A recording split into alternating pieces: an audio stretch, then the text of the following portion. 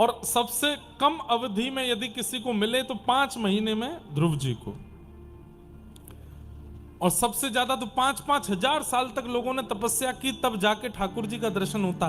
पर आपको पता है कलयुग में सबसे कम समय में ठाकुर जी किसको मिले? श्री नामदेव जी महाराज को मिले 3 दिन में।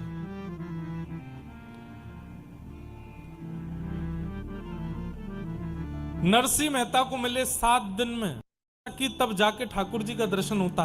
पर आपको पता है कलयुग में सबसे कम समय में ठाकुर जी किसको मिले? श्री नामदेव जी महाराज को मिले 3 दिन में।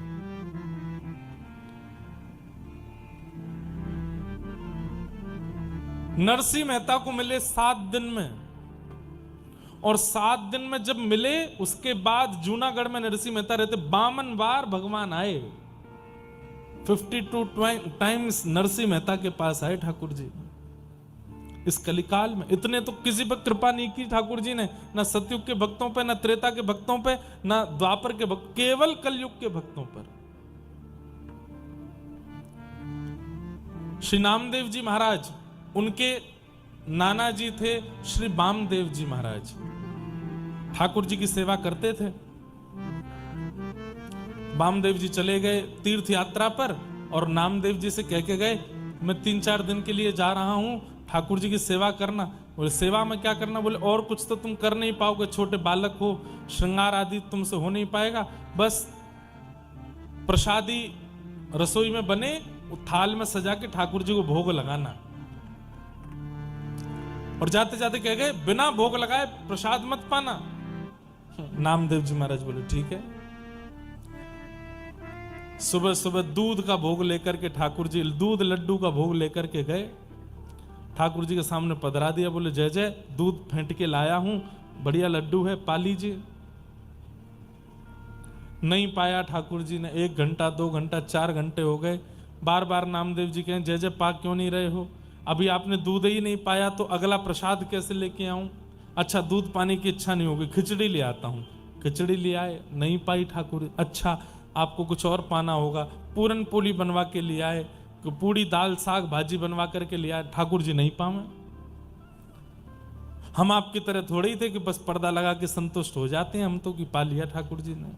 नामदेव जी को तो तक खाओ, थाली साफ चाहिए। नहीं पाया ठाकुर जी ने। 1 दिन 2 दिन बीत गए, नामदेव जी बेचारे रोने लगे। बोले मैं छोटा सा बालक हूं, मुझ पर दया नहीं आती आपको? नाना जी कह के गए जब तक आप नहीं पाओगे तब तक मैं नहीं पा सकता। अरे आपको भूख नहीं है तो मत खाओ, पर मेरे को पवाने के लिए तो खा लीजिए कि मैं पालूं। इतने में ठाकुर जी प्रकट हो गए और प्रकट होकर के नामदेव से बोले इतनी जल्दी थोड़ी आता हूं मैं, थोड़ा तो तपस्या करनी चाहिए, थोड़ा तो भजन करना चाहिए, ये क्या तुमने 2 दिन में बुला लिया? बोले कि मुझे आपके दर्शन की अभिलाषा तो थी, पर उससे ज्यादा मुझे भूख लगी थी, पालो पहले। ठाकुर जी पा लिए। ठाकुर जी प्रेम से पाए। अब नामदेव जी बोले देखो अब आप मेरी बात मानिए। बोले क्या? आप आते हो ये बात तो सिद्ध हो गई, आप प्रकट होते हो, तो फिर इतना नाटक नहीं करना, जब जब थाली लाऊं प्रकट होके पा लिया करना, मैं तभी पाऊंगा नहीं तो। ठाकुर जी बोले बड़ी अच्छी जबरदस्ती तुम्हारी। बोले हाँ है, प्रकट होना पड़ेगा। तो ठाकुर जी 3 दिन में ही प्रकट हो गए और प्रेम से पाया। चौथे दिन उनके नाना जी वामदेव जी आ गए। बंधुओं, ठाकुर जी का स्वरूप बता देता है कि सेवक कैसी सेवा करता है। कई लोगों के ठाकुर जी देख के लगता है कि ठाकुर जी बस बोलने वाले हैं, तो समझो सेवा अच्छे से होती है। और कई जगह तो बस ऐसा लगता है कि ठाकुर जी बस दिन गिन रहे हैं कि जल्दी जल्दी कोई और ये पधारे, दूसरों सेवक आवे, मेरी सेवा अच्छे से तो भी होगी। सेवा खूब भाव से किया करो बंधुओं। आपका सौभाग्य है कि आपको ठाकुर जी ने यशोदा बनने का सौभाग्य दिया, आपको ठाकुर जी ने नंद बाबा बनने का सौभाग्य दिया। आपके यहाँ लाला बन के आए हैं तो वैसी सेवा करो जैसी लाला की होनी चाहिए। थाट में कोई कमी मत छोड़ा करो। अपने लिए रोटी नहीं बन पा रही, ठीक है, ठाकुर जी को बढ़िया पवाओ। ठाकुर जी का इतना ध्यान रखो कि ठाकुर जी आपसे प्रसन्न रहें। वामदेव जी आ गए, आकर के बोले अच्छा ठाकुर जी तो बड़े प्रसन्न लग रहे हैं, बढ़िया प्रेम से भोग आदि पवाए। बोले हाँ। अच्छा जाओ रसोई घर से थाली ले आओ, ठाकुर जी का भोग लगा देते हैं। नामदेव जी थाली लेकर के आए तो नाना वामदेव जी ने कहा लाओ मुझे दो, मैं लगाता हूँ। बोले हाँ लगाओ। धर दिया सामने और सामने लगा, पर्दा किया, मंत्र आदि बोले, थोड़ा आचमन आदि कराया, घंटी बजाई, पर्दा हटा दिया, उठा ली थाली। नामदेव जी बोले नाना जी क्या किया? बोले भोग लगाया। बोले खाया तो कुछ भी नहीं। बोले ऐसे ही भोग लगता है? बोले मैंने तो ऐसे नहीं लगाया था। बोले तो तुम कैसे? बोले हमारी तो थाली भीतर जाती बिल्कुल साफ होके बाहर आती, सब पाते ठाकुर जी। तो नाना जी हंसने लगे, बोले सब जानता हूं, भोग लगाने के चक्कर में चुपचाप खुद ही खा जाता होगा बैठ के। अरे नहीं, ठाकुर जी पाते थे। अच्छा चल ले, अब तू लेके जा थाली, साफ करवा के ला। ठाकुर जी के सामने धर दिया। आ जाओ ठाकुर जी, आ जाओ आ जाओ, खूब बुलाया, ठाकुर जी नहीं आए। बोले मैं अकेला था तो आ गए थे, उससे मिला क्या? कुछ भी नहीं, आप खा पी के चले गए। अब इनको कैसे विश्वास होगा कि आप आए थे? इनके सामने आओ ना। ठाकुर जी नहीं आए। पीछे खड़े खड़े नाना जी हंस रहे थे। नामदेव जी को बड़ी पीड़ा होने लगी, छुरी उठा ली हाथ में और गले पर रख ली अपने। बोले या तो प्रकट हो जाओ, नहीं तो अभी अपना सर धड़ से अलग कर लूंगा, अभी काट के प्राण त्याग दूंगा। ठाकुर जी नाना जी के सामने प्रकट हो गए और प्रकट होके बोले बड़ा जिद्दी है भाई तू, तेरे लिए हम 3 दिन में आ गए, उससे संतुष्टि नहीं हुई, अब नाना जी को देखा। बोले इनको विश्वास ही नहीं होगा। पीछे देखा तो नाना जी तो मूर्छा में आ गए, आंखों से अश्रु बह रहे हैं। मेरा पूरा जीवन निकल गया, मेरी पूरी पीढ़ी निकल गई इनकी सेवा करते करते, कभी प्रकट नहीं हुए, 3 दिन में नामा तेने प्रकट कर दिए। तो ये कलयुग की विशेषता है। हम भले ही कलयुग में हजारों दोष मानते हैं, पर कलयुग की एक विशेषता है कि यहाँ ठाकुर जी बहुत जल्दी मिलते हैं। बस पुकारने वाला कोई नामदेव जैसा हो, पुकारने वाला कोई भक्तिमती मीराबाई जैसा हो, पुकारने वाला कोई नरसिंह मेहता जैसा हो। ठाकुर जी कलिकाल में तो मानो जैसे तैयार ही बैठे रहते हैं कि बस कोई बुला तो ले, उस भाव से।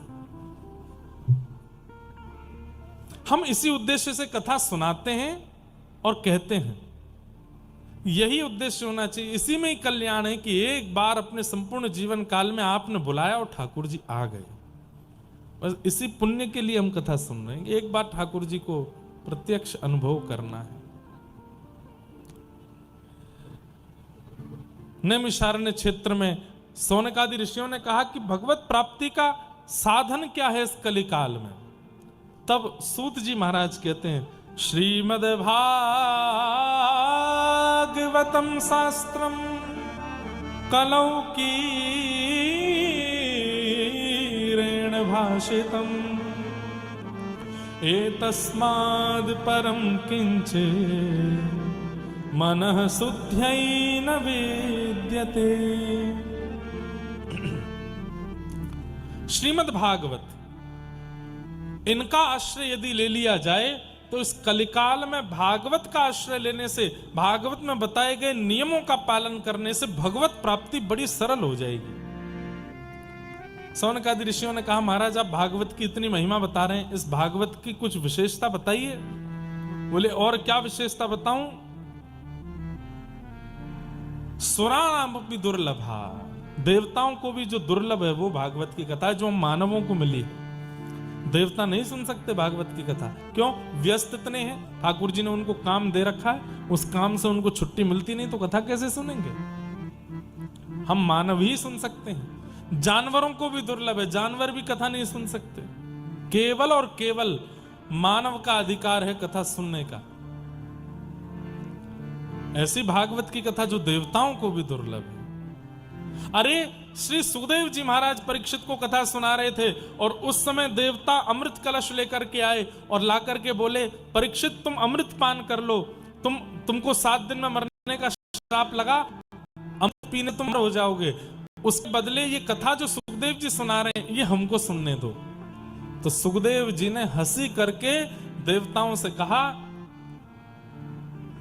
वस्तु का मोल बराबरी का होता है। अरे हीरे के बदले हीरा लिया जा सकता है, धन के बदले हीरा लिया जा सकता है, स्वर्ण के बदले हीरा लिया जा सकता है, चांदी की बहुमात्रा के बदले हीरा लिया जा सकता है, कांच के बदले हीरा नहीं लिया जाता। श्रीमद् भागवत हीरा है, मणि है, और तुम स्वर्ग का अमृत लेकर के आए हो कि इसके बदले हमको कथा दे दो। नहीं मिलेगी कथा। सोचिए, ये सौभाग्य मेरा है कि मैं यहां बैठ के कथा सुना रहा हूं। ये सौभाग्य अलवर वासियों का है कि यहां कथा हो रही है। देवताओं को वापस लौटा दिया था सुखदेव जी ने, अमृत के बदले भी कथा नहीं सुनाई थी। कथा धन के बल पे नहीं होती। हजारों लोग आते हैं हमारे पास, धन के इतना लगा देंगे, इतना नहीं, धन से नहीं होती कथा, व्यवस्थाओं से नहीं होती कथा, पंडाल से नहीं होती कथा, कृपा से होती है कथा। जिस पर कृपा होगी उसके यहां कथा होगी। कृपा नहीं है तो कथा में चाहे आप कितना खर्चा कर दो नहीं हो पाएगी कथा। और कृपा के लिए हमारा योग्य होना बहुत जरूरी है। हम योग्य कैसे बने ये ठाकुर जी से पूछना चाहिए। तो देवताओं ने जाकर के प्रार्थना की और प्रार्थना करके सुखदेव जी से कहा, पर सुखदेव जी ने उनकी सहायता नहीं की। ऐसी भागवत की कथा ही है जो कलिकाल में भगवत प्राप्ति करा सकती। तब सौनकादि ऋषियों ने कहा, कृपा करके बताइए ये भागवत की कथा पहले किसने किसको सुनाई। तब कहा, ये सबसे पहले भागवत की कथा सनक सनंदन सनातन सनत कुमारों ने श्री नारद जी महाराज को सुनाई। तब प्रश्न हुआ, बोले नारद जी तो एक जगह स्थिर बैठते नहीं, फिर 7 दिन वो बैठ कैसे गए, कथा कैसे सुन ली उन्होंने। तब पूरा एक प्रसंग सुनाया गया कि एक बार की बात, नारद जी बद्रिक आश्रम गए और बद्रीनाथ में जाकर के सौनक आदि ऋषियों को उन्होंने बताया, पृथ्वी को हमने बहुत अच्छा समझा था, लेकिन यहां आकर के पता चला ये पृथ्वी बिल्कुल अच्छी नहीं है। क्या देखा आपने पृथ्वी पर आकर के? तब नारद जी बता रहे हैं, मैंने पृथ्वी पर आकर के क्या देखा। बंधुओं, जैसे विदेश की खूब प्रशंसा करते हैं कई लोग, विदेश बहुत अच्छा है, वो देश बहुत अच्छा है, लेकिन जब आप स्वयं जाओगे ना तो आपको ऐसा लगेगा इतनी प्रशंसा खाक में करी, कुछ भी नहीं था। ऐसा होता है। ऐसे ही देवलोक में पृथ्वी की बड़ी प्रशंसा होती है। अरे वृंदावन धाम, जगन्नाथपुरी, द्वारिका, बद्रीनाथ, बड़े अच्छे अच्छे दिव्य धाम हैं वहां तो। लेकिन जैसे ही नारद जी पृथ्वी का दर्शन करने आए तो बड़े डिसअपॉइंट हुए और अपना डिसअपॉइंटमेंट उन्होंने यहां बताया। क्या देखा पृथ्वी पर? बोले मैंने क्या देखा? सत्यम नास्ति कलह, सत्यम नास्ति तपः शौचम, दया दानम न विद्यते, उदर भरिणो जीवा, बराका कूट भाषिण। पृथ्वी पर मैंने क्या देखा? कैसे हैं पृथ्वी के लोग? सत्यम नास्ति, सत्य नहीं बोलते, हर दिन एक झूठ तो बोलते ही बोलते, असत्य संभाषण करते हैं। शौचम नास्ति, पवित्र नहीं है। अच्छा एक बात बोले, केवल बोलने को ही झूठ नहीं बोलते, झूठ बहुत रूपों में होता है।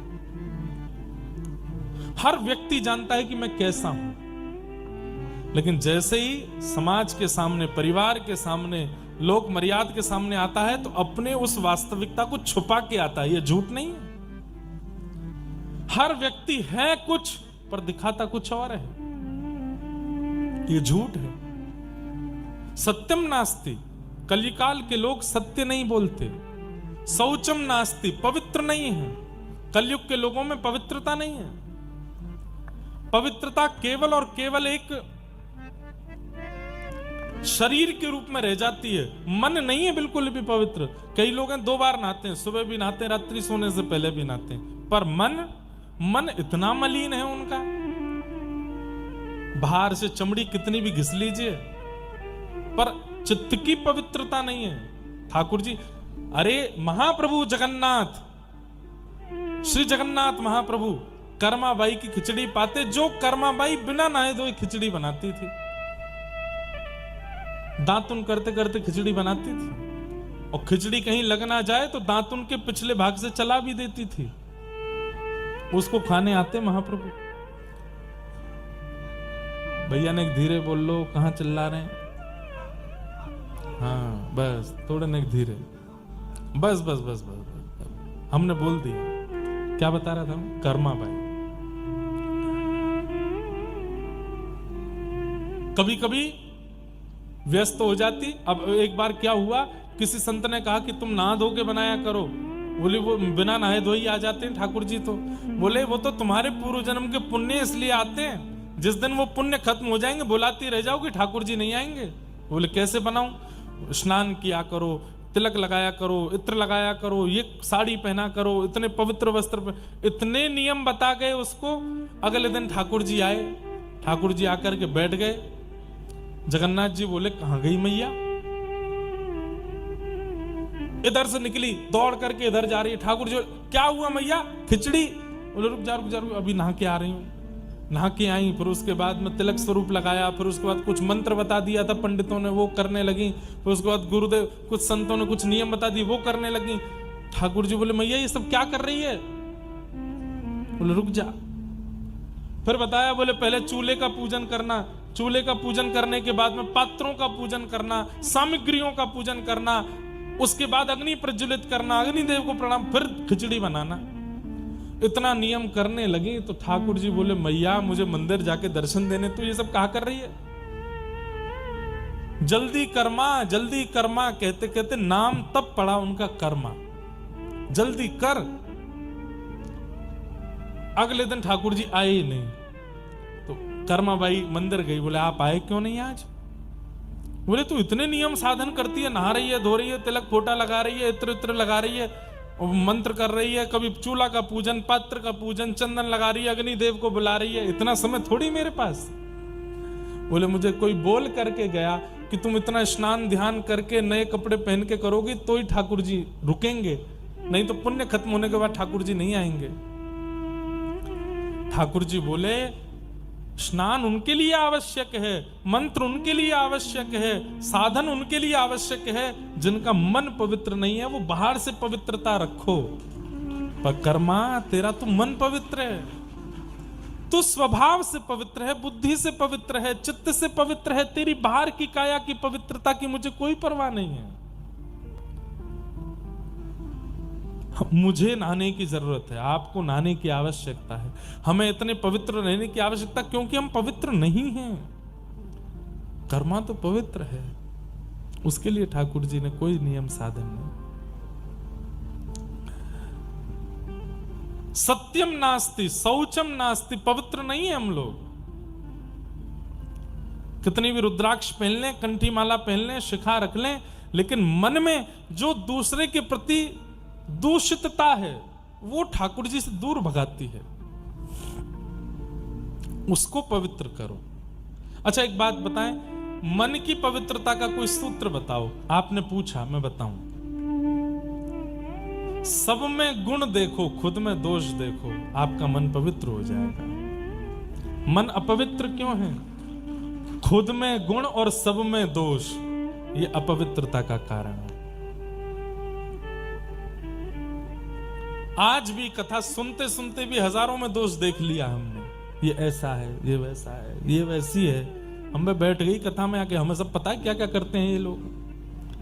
दोष बहुत जल्दी देखते हैं हम लोग, इसीलिए मन कभी पवित्र हो ही नहीं पाता। आज से नियम बना लो, जिसको देखेंगे गुण देखेंगे, दोष नहीं देखेंगे। चाहे लाख दोष हैं उसमें भी गुण देखेंगे। आप देखेंगे 7 दिन बाद आप इतने हल्के हो जाओगे, इतनी पवित्रता आपको अनुभव होने लगेगी चित्त में, और उस पवित्रता के कारण आपके घर के ठाकुर जी की अनुभूतियां होने लगेंगी आपको, कि कुछ बोलते हैं, कुछ कहते हैं, कुछ करते हैं। आपकी अपवित्रता ठाकुर जी को मौन रखती है, और वो शरीर की शुद्धि से नहीं होगी, मन की शुद्धि से होगी। पवित्र करो। तो 3 सूत्र याद रखिएगा। तन पवित्र नहाने से नहीं, तन पवित्र सेवा किए। जितनी सेवा करोगे आप संतों की, महापुरुषों की, असहायों की, गरीबों की, उतना तन पवित्र होगा। तन पवित्र सेवा किए, मन पवित्र कर ध्यान। ध्यान से मन पवित्र होगा, नाम से मन पवित्र होगा। तन पवित्र सेवा किए, धन पवित्र कर दान, मन पवित्र हरि भजन सो होत त्रिविध कल्याण। मन की पवित्रता हरि भजन से और दूसरों में गुण देखने से होती है। हम दोष देखते देखते देखते देखते देखते देखते देखते अपने चित्त को ही मलिन कर लेते हैं और खुद को अच्छा समझते हैं। हम बहुत अच्छे हैं, इससे तो बढ़िया ही हैं, हमसे सब बढ़िया हैं, हम बिल्कुल बढ़िया नहीं है। ये बात मन में रखो, मन पवित्र हो जाएगा। सत्यम नास्ति शौचम नास्ति तपः नास्ति। तप नहीं करते हम लोग, भजन का केवल और केवल आडंबर करते हैं, भजन नहीं होता हमसे। तन पवित्र, मन पवित्र, धन पवित्र, सब पवित्र हो जाए भजन से। तो सत्यम नास्ति शौचम नास्ति तपः नास्ति। ये नारद जी देख रहे हैं पृथ्वी पर आकर के कैसे लोग हैं हम। दया दानम न विद्यते, हमारे अंदर दया दान की स्थिति नहीं है। और किस लिए जी रहे हैं? बोले उदर भरिणो जीवा, केवल और केवल खाने के लिए जी रहे हैं। भक्त का स्वभाव वो जीने के लिए खाता है और संसारी व्यक्ति का स्वभाव वो खाने के लिए ही जीता है, खाने के लिए ही जी रहा है कि मैं खा सकूं। नहीं, मंदा सुमंद मतयो मंद भाग्या युपद्रुता पाखंड निरता संतो विरक्ता सपरिग्रह तरुणी प्रभुता के हे शालको बुद्धिदायका कन्या विक्रयणो लोभात दंपति नाम च कलकनम आश्रमा यवने रुद्धा तीर्थ तीर्थानि सरितस्तथा देवताया देवताया तनान्यत्र दृष्टै नष्टानि भूरिश। नारद जी ने इतना सब कुछ देखा। न योगी नैव सिद्धो वा न ज्ञानी सत्क्रियो नरः